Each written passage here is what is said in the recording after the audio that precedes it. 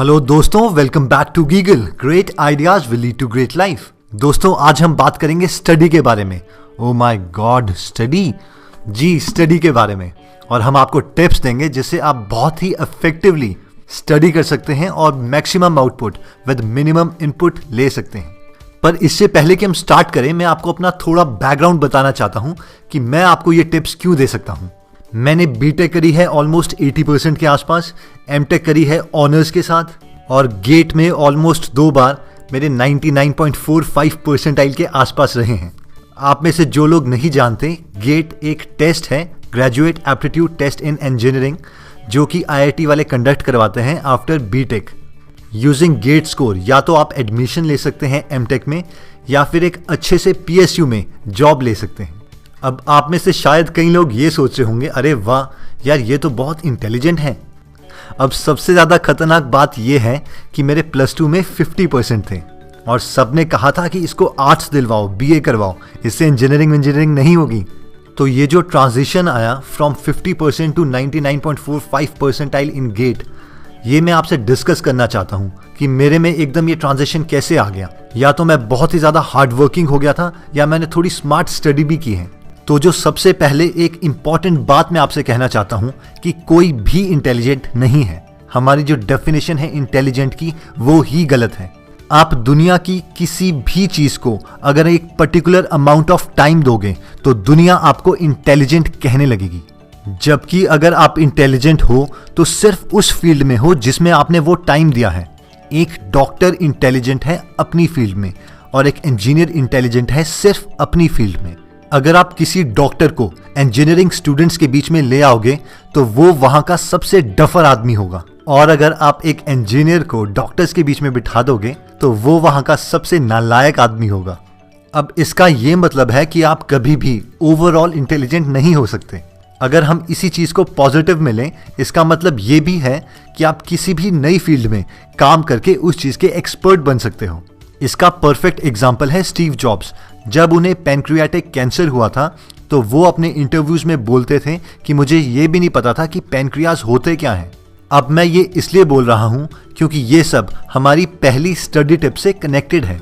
अगर आप किसी भी स्टूडेंट से पूछो कि सबसे ज्यादा इंटेलिजेंट स्टूडेंट कौन है, तो हम में से मैक्सिमम लोग यही बोलेंगे, जिसको सब कुछ आता है वही तो इंटेलिजेंट है। लेकिन हमारी सोसाइटी की डेफिनेशन के अकॉर्डिंग जिस स्टूडेंट के सबसे ज्यादा मार्क्स आते हैं वही सबसे ज्यादा इंटेलिजेंट है। अब आप में से मैक्सिमम लोग ये सोच रहे होंगे कि ये तो एक ही बात हुई, जिसको सब कुछ आता होगा उसी के तो सबसे ज्यादा मार्क्स आएंगे। तो ये भी बिल्कुल गलत है। तो सबसे ज्यादा मार्क्स उस स्टूडेंट के आएंगे जिसको क्वेश्चन पेपर में मैक्सिमम क्वेश्चंस के आंसर्स आते हैं। इन शॉर्ट, आपको सबसे पहले लास्ट 10 ईयर्स के क्वेश्चंस खत्म करने हैं।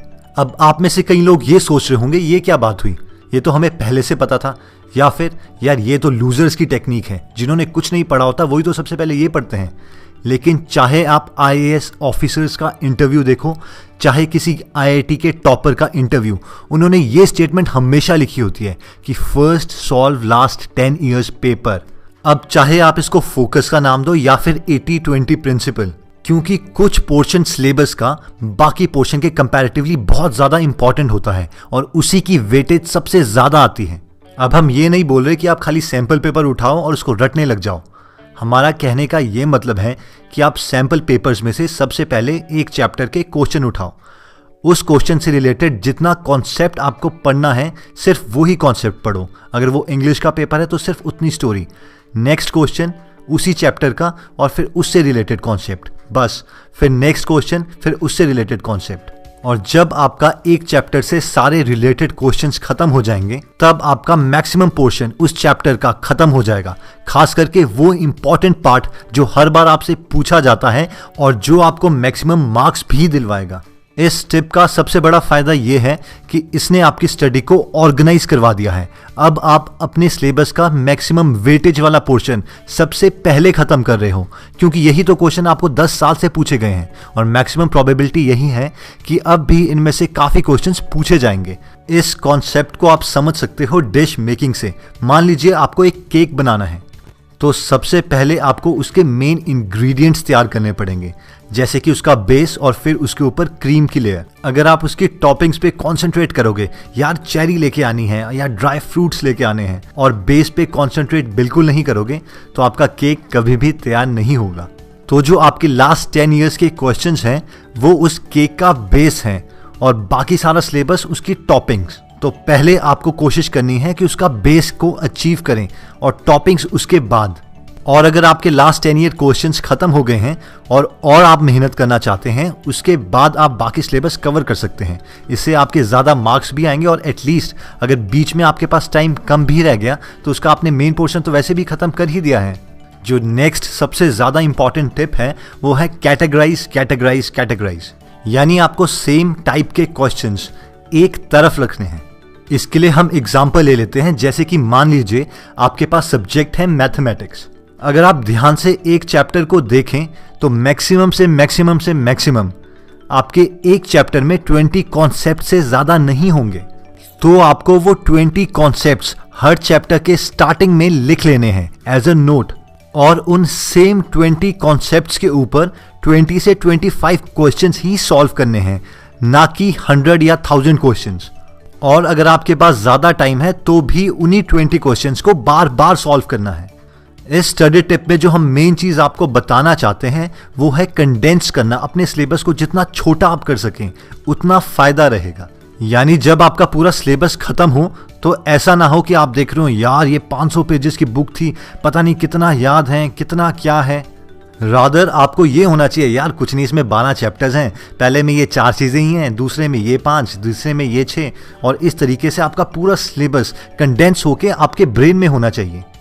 और इसमें एक और इम्पॉर्टेंट चीज़ जो हम आपको बताना चाहते हैं कि अपनी बुक में ही नोट्स बनाना प्रेफर करें। इनमें से मैक्सिमम लोग ये सोचते हैं यार ये बुक गंदी हो जाएगी या इसको तो हम दोबारा बेच भी सकते हैं, खास करके गर्ल्स। लेकिन हम आपसे रिक्वेस्ट करेंगे कि मैक्सिमम टाइम्स आप नोट्स उसी में बनाएं। इससे 2 फायदे होंगे।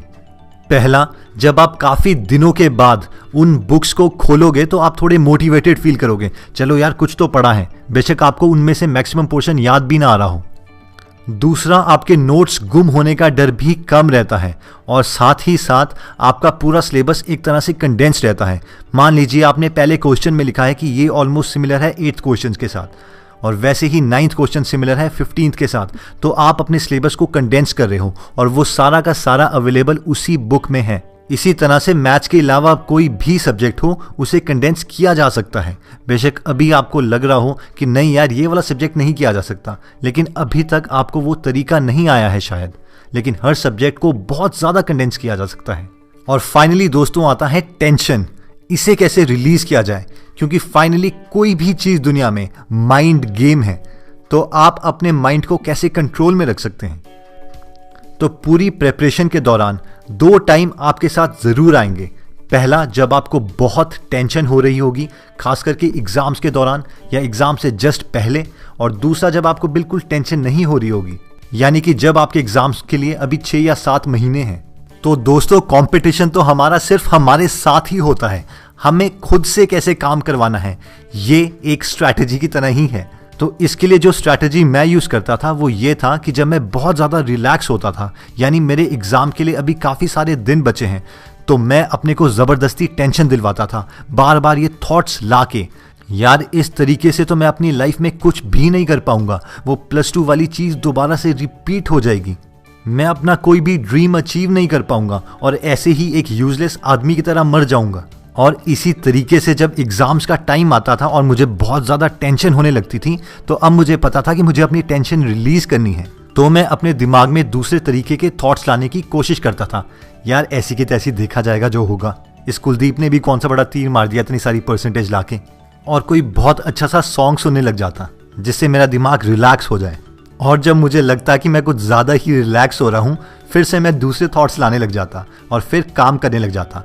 फाइनली इसका ये मतलब है कि हमें खुद से काम करवाना है, कभी टेंशन लाके कभी टेंशन रिलीज़ करके, और हम कभी एक स्टेट में नहीं रह सकते।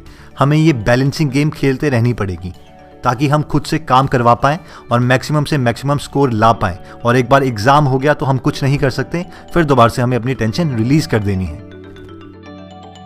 चलिए दोस्तों, अगर आपको हमारा ये वीडियो पसंद आया तो आप इसको लाइक कर सकते हैं। अगर आपको लगता है कि आपके किसी फ्रेंड या फैमिली मेंबर के ये वीडियो काम आ सकती है तो आप उनके साथ ये वीडियो शेयर कर सकते हैं। अगर किसी टॉपिक पे आप चाहते हैं कि हम वीडियो बनाएं तो आप कमेंट में लिख सकते हैं, क्योंकि हम हर कमेंट पढ़ते हैं। अगर आप बहुत इंटरेस्टिंग आर्टिकल्स पढ़ना चाहते हैं और फ्री पीडीएफ लेना चाहते हैं तो आप हमारी वेबसाइट पे भी जा सकते हैं www.greatideasgreatlife.com।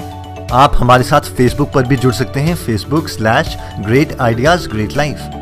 फेसबुक में हम आपके साथ पर्सनल मैसेजेस भी शेयर करते हैं और आपका पूरा दिन चार्ज रहे इसके लिए हम हर रोज एक नई कोटेशन भी अपलोड करते हैं और अपनी सारी वीडियोस भी फेसबुक में डालते हैं। चलिए दोस्तों, अगर आप हमारी कोई वीडियो मिस नहीं करना चाहते तो इस चैनल को जरूर सब्सक्राइब कीजिए, क्योंकि हर हफ्ते हम ऐसे ही इंटरेस्टिंग और नॉलेजेबल वीडियोस आपके लिए लाते रहेंगे। चलिए दोस्तों, अगर आप हमारी कोई वीडियो मिस नहीं करना चाहते तो आप हमारे चैनल पर जाके यहाँ पे बेल वाले बटन को क्लिक कर सकते हैं। इससे जब भी हम कोई नई वीडियो पोस्ट करेंगे तो आपको नोटिफिकेशन आ जाएगी।